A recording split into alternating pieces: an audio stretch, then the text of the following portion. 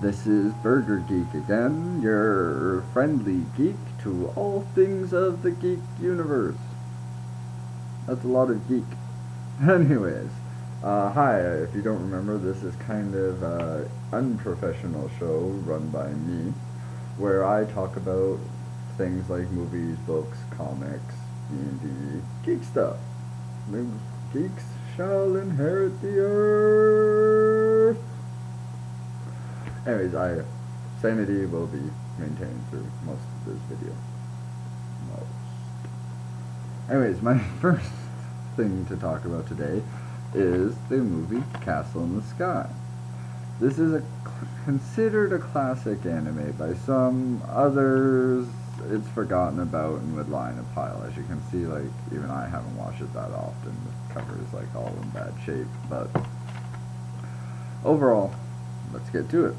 The plot of the movie is as most are. Starts with a legend about a race of people who lived in flying castles. A war started with the people on the land. In the end, only one castle was left, and it hid itself amongst the clouds. And, well, that's it. And that's about all the exposition you get for that. So, let's dive into the plot. The plot starts off with a small girl, a princess, on a Zeppelin. I honestly don't think Zeppelin should be the main form of travel in a world where flying castles could shoot you down. Come on, we had enough trouble with the Hindenburg in our world. But anyways, the Zeppelin is attacked by pirates, and while the lady is trying to avoid both the pirates and the government agents who are after her, she slips and falls, hopefully to her death. But unfortunately, the stone that she is wearing around her neck, a magical blue pendant of sorts, surrounds her in blue mystical energy and allows her to float down to the ground. The movie then cuts to a little boy, about the same age as the girl who fell, working as an assistant to the miners in this miner village, while bringing one of the head miners his soup and coffee for the night, so his dinner. He sees a blue light descending from the sky. He runs at it thinking, it's a falling star, and if he catches it, he gets a wish. Instead, he finds a girl in blue energy floating there, but the second he touches her, her weight returns and he nearly injures himself. He tries to tell the miners, but they don't really listen, so he decides just to take her home and take care of her, which is noble and all, but seriously, doctor, police. It's a fairly big mining town. I'm sure they have doctors and police, or at least a doctor, or someone pretending to be a doctor. She just fell 40 feet, she just fell like 40 stories out of the air, man. See a doctor.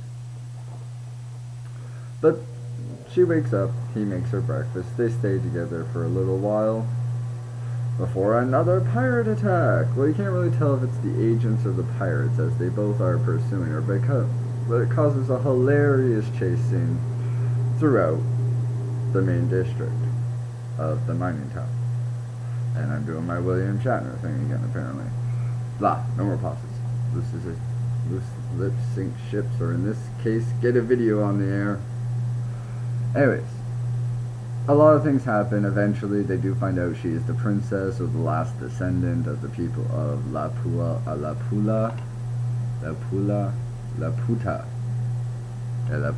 the last floating castle, the king of floating castles, the Cadillac of floating castles, the je ne sais quoi of floating castles. They take her there, and well, I'm not really going to ruin it to you. That's plot. Figure it out. Watch the movie. As for the characters are likable. Yeah, they're likable, and fairly identifiable, because none of them are overpowered. They are just people thrust into extraordinary circumstances.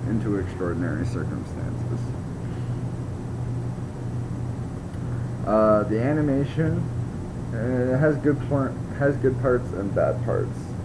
So when the animation's good, it's pretty good. When it's bad, you can notice it's bad. But it's good for a few laughs. If you like anime, I say, hey, check it out. Castle in the Sky. Not much more I can say on that. Now the next thing I'm going to talk about requires a little backstory. I'm going because I am talking none other than Boondock Saints 2. Now, if you remember, Boondock Saints 1 was about these two Irish brothers who took it upon themselves to clean up the cities of the world from scum. Now, I'm not talking like, go shoot a thief or this guy robbed a girl's purse, kill him. No, no, no. They want the greater evils.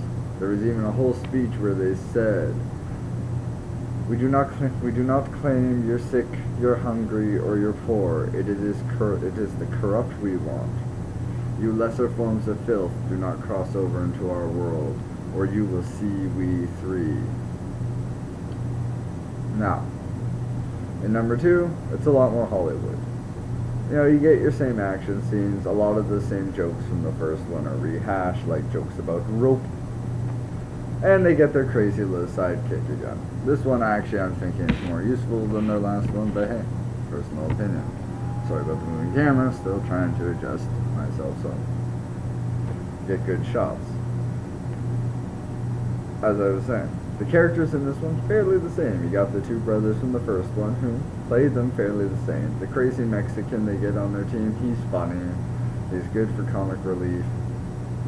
But at the same time, he doesn't feel as useless as their last sidekick, I could call it. Their father does make a reappearance in this one. And I'm sure there's tons of you watching this who have never seen Boondock Saints 1 saying, I don't know what you're talking about, Burger.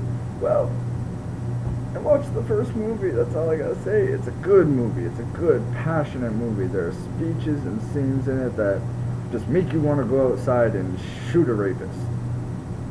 Not really, but you get the idea. It inspires you. It inspires you to be a good person. It inspires you to help other good people. Because, and this is another quote from the first movie, nothing quotable from the second, I'm sorry. The quote from the first movie goes, the deeds of bad men are heinous, but there is something even worse than the deeds of bad men. And that is the indifference of good men. And that really got to me. When I first saw that, I never thought a movie about, guys going around killing mafia men would actually touch me and make me think about how this world is and how much it would be better if everybody just lent that helping hand. Now, I'm sorry, I'm getting far too much into political and morality, and that'd be a completely different video show altogether. But this is just an episode of my review show, and also officially, hey, second video. I'm not officially that crappy. But it is an okay movie. It's nowhere near Boondock Saints 1. Does have a little bit more backstory into the father, which we all wanted, because the father, let's admit it, was the kick-ass father.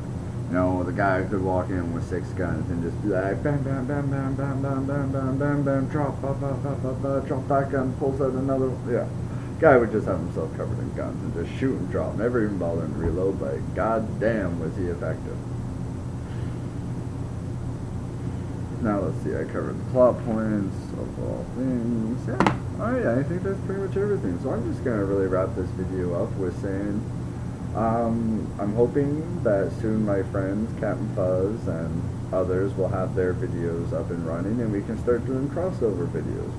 Also, I hope to get an editing program that works. Once again, have tried to find many.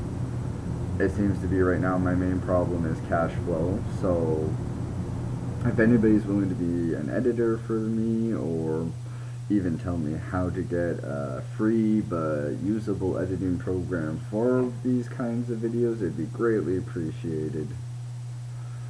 That's all I can ask for. Also, leave comments and suggestions in the section below. I'm also open to any suggestions on what you want me to talk about or review. I know this one was fairly short, but once again, without the editing thing, it's kind of hard for me to show you what I'm going to be making fun of, or show you what I like. Like, all I can do is describe it, and these videos have to be 15 minutes long. I'm hoping to one day move to another web provider, but as I say, please YouTube, please show your mercy and don't hurt me.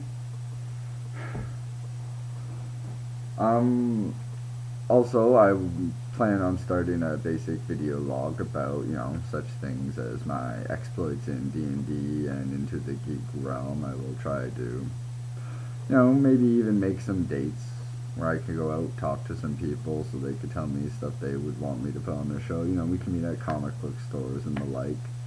Other than that, this is your neighborhood-friendly burger geek. King of Geeks doesn't want to be. Signing off.